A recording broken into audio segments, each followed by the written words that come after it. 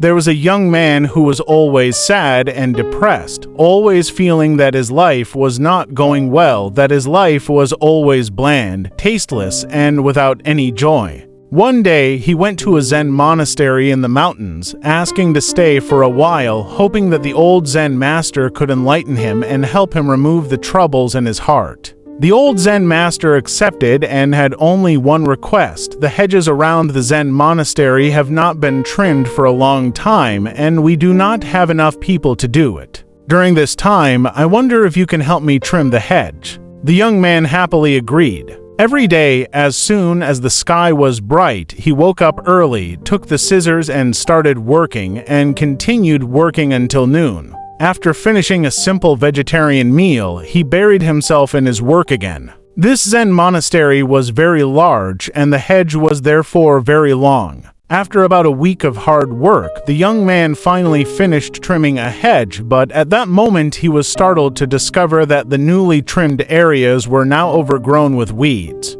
All his efforts from the past week had been wasted. The young man felt even more frustrated, not knowing what to do, so he went to ask the old Zen master. "Master, it is now midsummer, the grass and trees are growing so fast, surpassing the speed at which I can trim them. What should I do now?" The old Zen master smiled slightly and said only one sentence: "Continue trimming."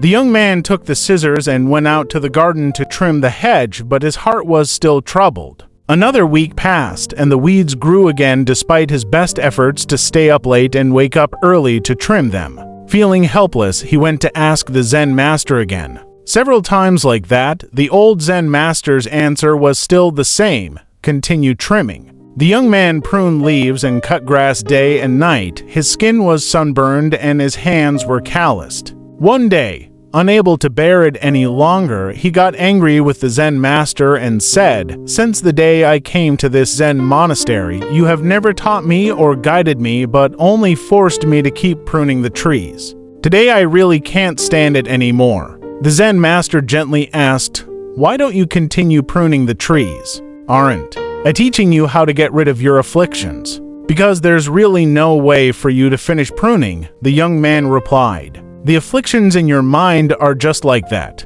The Zen master smiled and said, "The afflictions in this world are constantly increasing. We can only prune them, keep pruning them. Never sit in one place and expect to completely get rid of your afflictions." The young man was startled when he heard this and suddenly realized,